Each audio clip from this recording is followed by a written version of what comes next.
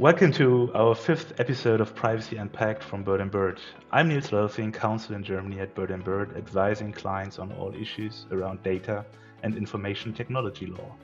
In this episode, I'm joined by Guillaume Vautrin, head of legal at Google Cloud EMEA South, and Nadia Lamrari, head of legal at Google Cloud France, to discuss the AI Act and how Google Cloud are navigating the use and deployment of Gen AI.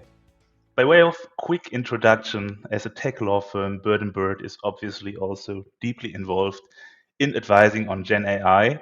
Especially over the past year, the demand for Gen AI-related advice has witnessed a substantial surge, with an increasing number of companies seeking advice and integration strategies.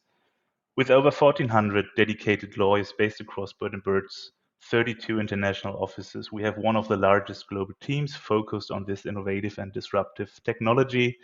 And with all due modesty, Bird& Bird has also been consistently recognized as leaders in this field in external rankings. To be a bit more specific with respect to Bird& Bird's expertise, in this area, we have worked on a broad range of issues around Gen AI in the past, in particular complex data protection and IP topics, but also AI-specific regulation, such as the new AI Act you are all aware of, as well as provided advice on Gen AI contracting and on policies governing the use of this disruptive technology, just to name a few examples. Guillaume, Nadia, with this little introduction, can you briefly describe Google's Gen AI products?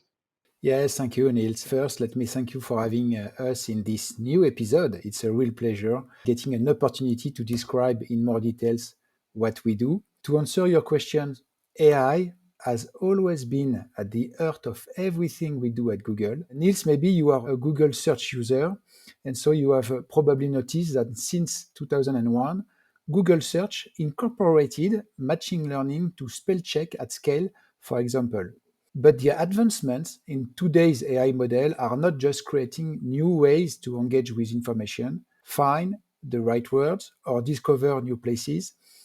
They are helping people really break entirely new scientific and technological ground. And so, to me, clearly, the growth of AI is the biggest technology shift we have seen that is creating new legal challenges that I hope we would be able to discuss in more depth during today's episode. Yes, you're absolutely right, Guillaume. So at Google Cloud, we stand on the cusp of a new era, letting us reimagine the ways we can significantly help businesses thrive and grow. And so, whether you're an individual contributor or a full scale enterprise, Google is using the power of AI to transform the way you work. And so, our customers are using our Gen AI platform not only to create amazing content, but also to synthesize and organize information, to automate processes, and to build incredible customer experiences. And indeed, to help organizations take advantage of the massive opportunity in front of us, we have announced the launch of a large suite of AI products and services, including some that we just announced during our annual Google Cloud Next event in Vegas, designed to help businesses of all sizes harness the power of AI. Maybe I can take a few minutes to give you some concrete examples. Over the last 6 months, we've launched our most capable models yet, including Gemini 1.5 Pro. And today, we are taking Gemini 1.5 Pro into the public preview for our cloud customers and developers. Gemini 1.5 Pro shows dramatically enhanced performance and includes a breakthrough in long context understanding. That means it can run 1 million, yes, 1 million tokens of information consistently, opening up new possibilities for enterprise to create, discover, and build using AI. And when combined with Gemini multimodal capabilities, which can process audio, video, text, code, and more, long context enables enterprises to do things that just weren't possible with AI before. For example, if you take a gaming company, they could provide a video analysis of a player performance along with some tips to improve your game. Or if you're an insurance company, you could combine video, image, and text inputs to create an incident report, making the claims process easier. And as you might know, we are also expanding access to a new version of our open model Gemma, designed to help customers with code generation and other types of code assistants. These are now available on Vertex AI, which is Google Cloud Platform to customize and fully manage a wide range of leading Gen AI models. Today, more than 1 million developers are using our generative AI across tools, including AI Studio and Vertex AI. Additionally, through Vertex AI, customers now can augment and ground their models, connecting models output to verifiable sources of information in two new ways. The first is within Google Search, which provides high quality information to improve the accuracy of responses. And the second is with your own data and sources of trust, such as enterprise applications like Workday or Salesforce and Google Cloud Database like BigQuery. That's all very impressive, Guillaume and Nadia. Thanks for sharing. And now, if we look at the law to see how AI is regulated, we certainly need to also be looking at AI specific regulation, of course, next to the other big buckets of data protection and IP in particular, which we see policymakers fiercely discussing in recent times. In this context, there is obviously no way not mentioning the EU AI Act, which was politically agreed on in March this year, so quite recently. And the AI Act will be published end of May or June at the latest. This is at least what we foresee as of today in the official journal of the EU, after which it can then enter into force. And it will then become applicable in different stages, as you may know, depending on the risk level of the AI system, with the prohibited AI system already being barred by the end of this year. And for most other AI systems, the obligations will likely apply in 2 years from this summer, which should give a decent transitional period. And just to give you a brief summary of the AI Act, in essence, what is it? What we are discussing right now, it's by its nature product safety regulation that follows essentially a risk-based approach, which means the level of regulation varies according to the level of risk of the specific AI system in question. Therefore, the AI Act does not establish general principles for all AI systems, like human agency, oversight, and transparency. This has been proposed by the European Parliament, but was removed from the final AI text at the very last minute.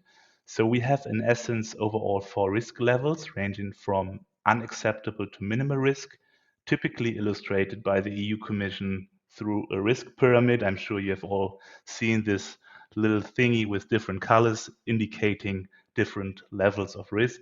Next to these 4 categories, there is also a separate category establishing specific obligations for generative and general purpose AI. And it's overall important to keep in mind that although the AI Act cuts through all sectors, it's by its very nature a horizontal regulation. In the end, the majority of AI applications and tools will not be covered or only covered by light touch transparency obligations. Also, the main burden in terms of obligations will fall on providers of certain high-risk AI systems or provider of general purpose AI models.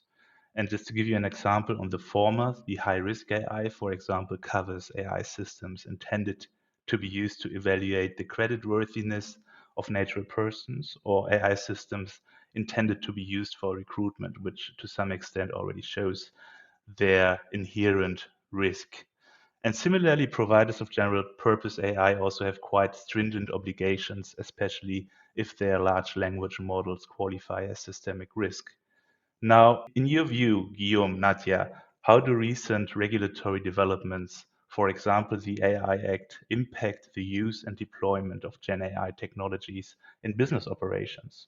Thank you, Nils. Maybe I can take this one, and thanks for the summary. It's kind of a comprehensive text for European Union now, so maybe we can provide our vision on that. We are strong believers that AI is too important not to regulate and too important not to regulate well. And we do commend European legislators for their hard work reaching a final agreement on the AI Act. As work on the Code of Practice and other guidance is developed in the months ahead in relation to the Act, we hope there is continued work to ensure that the AI Act, that is aligned with international efforts, stays close to a risk-based approach, as you've described, and will be consistent with existing rules and regulation in the EU. Ultimately, the AI Act will have to work in concert with other existing and upcoming efforts to govern AI internationally. But let me tell you that Google is really committed to compliance with all legal requirements.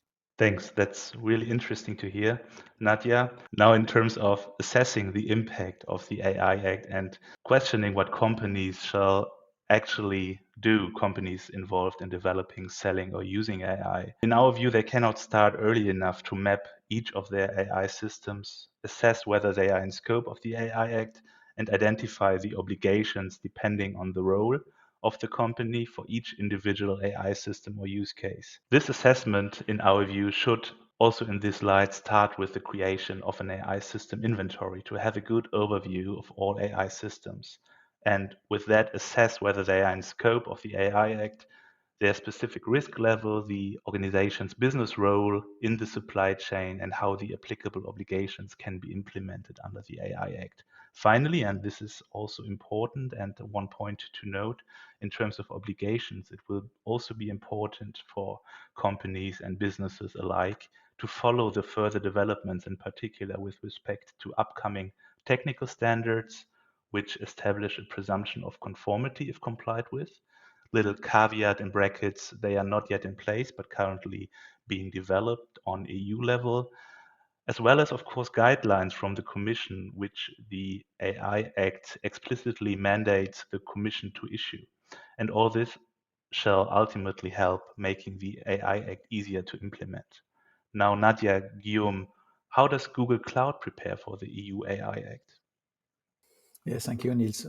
Google is aligned with the latest regulatory guidance across various legal regimes and sectors. We are actively engaged in EU parent AI Act deliberations. We continue to support AI regulation, and in line with our bold and responsible AI commitments, we continue to evolve our long-standing AI governance processes to incorporate forthcoming regulatory requirements.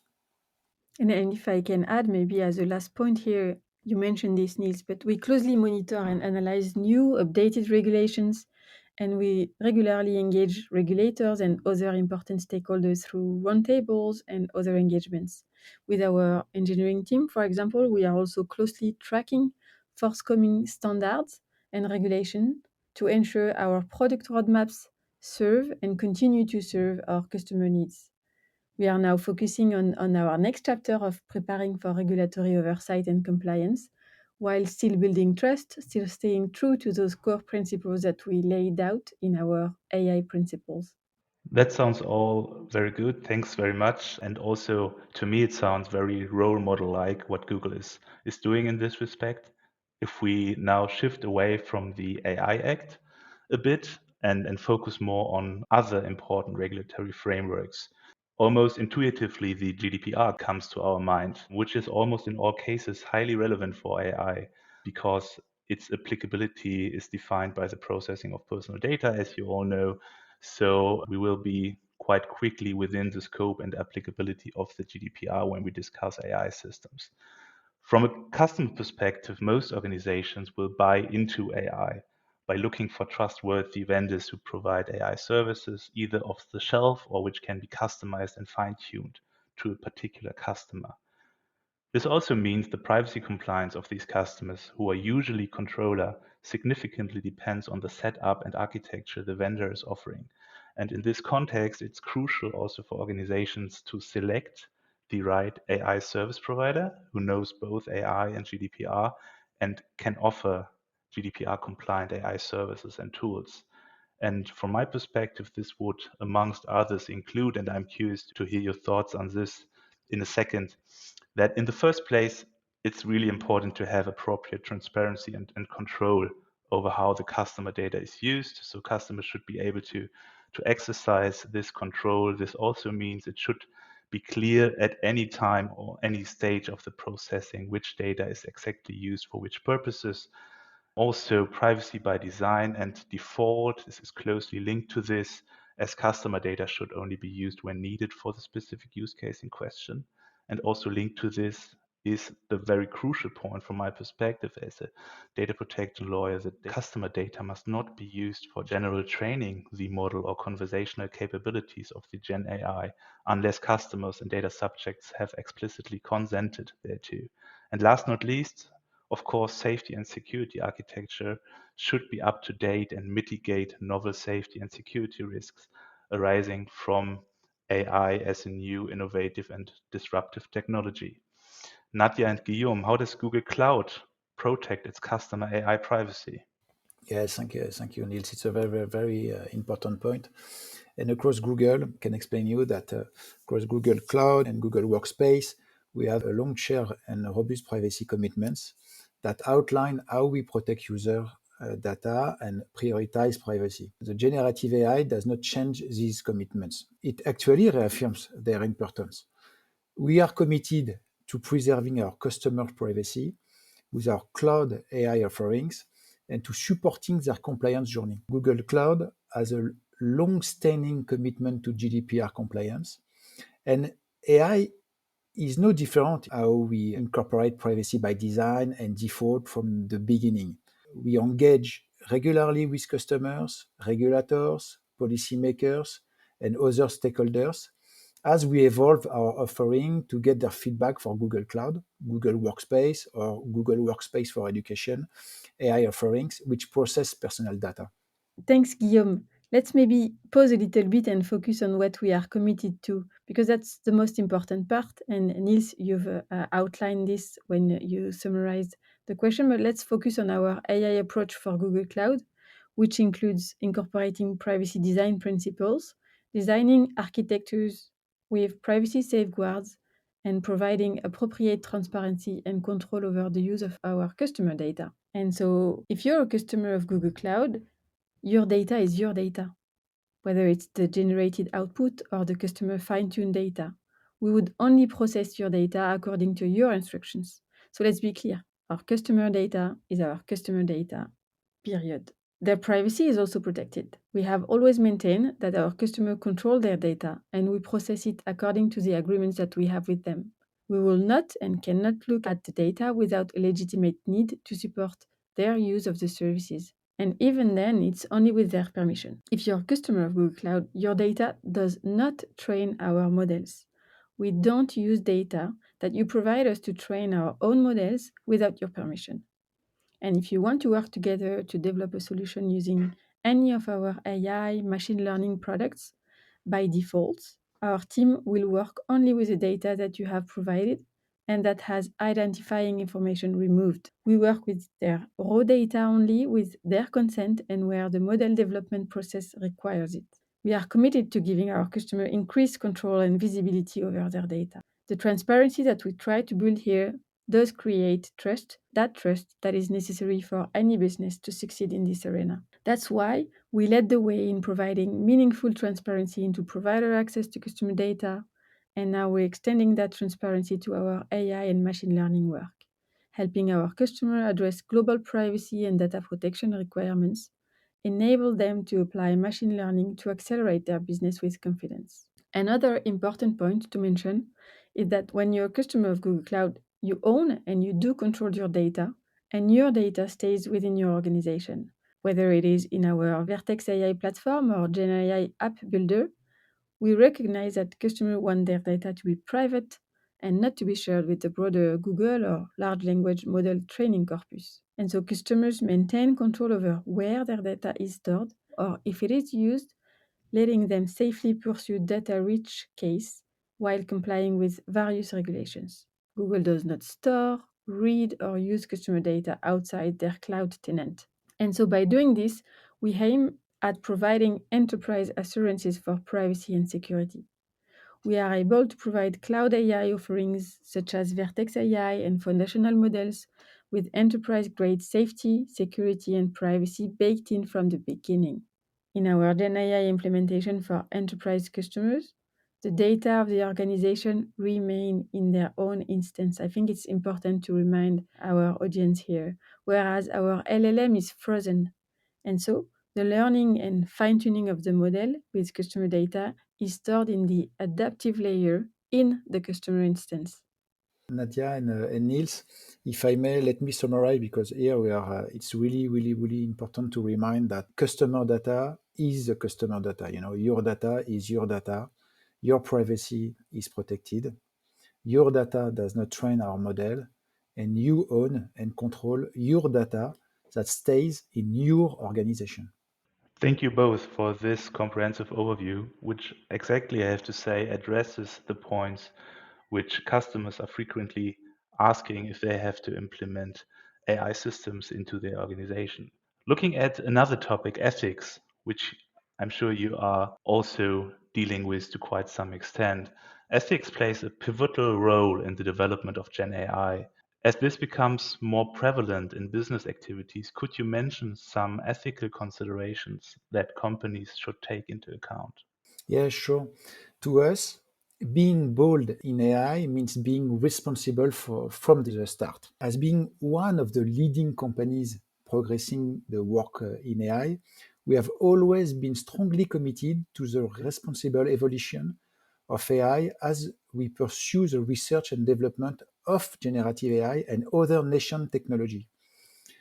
We developed AI principles that came out of a conversation we had across our company, getting input and thoughts from all of our employees about how best we could describe our commitment to developing technology responsibly and work to establish specific application areas we will not pursue. And maybe just to add, over time, we developed specific internal teams, structures, and processes to try and put those into practice. We are now working across teams, including responsible innovation, legal, of course, trust and safety, research, machine learning and fairness, and more. And a lot of the work recently has been scaling those efforts, integrating them into our company wide enterprise risk management framework. And guided by our AI principles and emerging international standards for responsible and trustworthy AI, we have taken a careful and deliberate approach to deployment, focusing both on the benefits AI can offer society and how to apply ethical principles and address the challenges these advanced models raise. For example, our objectives for AI application are to be socially beneficial, to avoid creating or reinforcing unfair bias, or to incorporate privacy design principle, just to name a few. Thanks again. And I think that shows that Google is one of the leaders in the AI ethics debate, which has just started. And I'm sure this debate will keep us busy in the next years as well. So, finally, to this point, can you also expand on some measures that Google Cloud is taking to reinforce confidence and trust in the use of your products and technology? So, as you've seen, Gen AI has emerged as a disruptive technology that presents tremendous potential to revolutionize and transform the way we do business. It has the power to unlock opportunities for communities, companies, and countries around the world, bringing really meaningful change that could improve billions of lives. Now, the challenge is to do so in a way that is proportionately tailored to mitigate risks and promote reliable, robust, and trustworthy Gen AI applications, while still enabling innovation and the promise of AI for societal benefits. We put that philosophy to work with a holistic approach to building enterprise grade AI responsibly, taking into consideration a wide range of disciplines, including data governance, privacy, security, and compliance, to name a few. And again, our approach is fundamentally informed by our AI principle. We were one of the first to introduce and advance responsible AI practices, and these principles serve as an ongoing commitment to our customers worldwide who rely on our product to build and grow their businesses safely.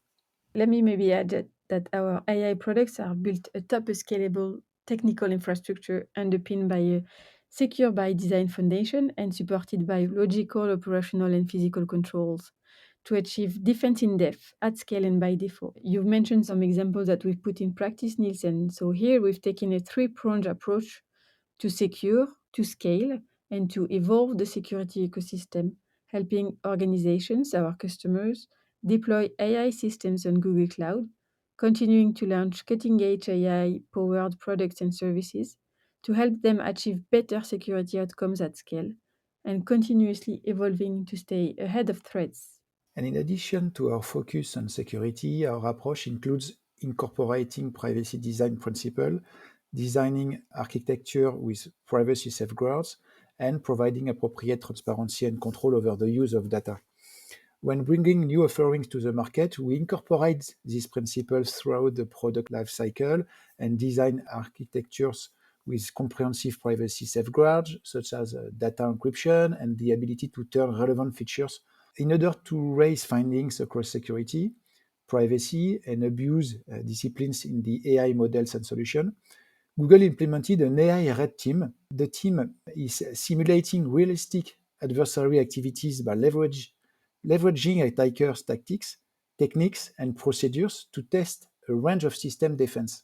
And the legal team is no different to the other organization team when it comes to providing more confidence to our customers. When a company chooses to work with us, we really become partner on a journey of shared innovation, shared support, but also shared faith. And so if our customers are challenged on copyright grounds, for example, we will assume responsibility for the potential legal risk involved. And to do this, we have developed a two-pronged industry-first approach designed to give our customer more peace of mind when they use our Gen AI products.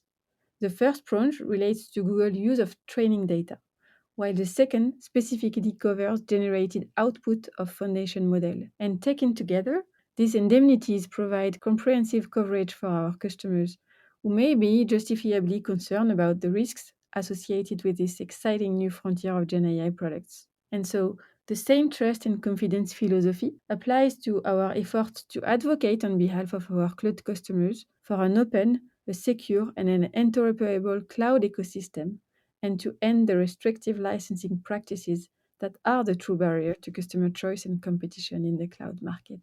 Thank you so much for taking our hand, Nadia and Guillaume, and sharing these valuable insights how Google deals with Gen AI internally, navigates AI regulation, including the AI Act and the GDPR, and last not least, how Google provides comfort to its customers, which is also a very, very important point from my perspective. We hope you found this episode of Privacy Unpacked useful. For further information and content surrounding generative AI, you can access our Generative AI Hub via Bird and Bird's website. And of course, if you have a question for one of our team or a suggestion for a future episode, please do get in touch. We look forward to you joining us next time. Thank you, Niels. Thank you, Nils. Thank you very much.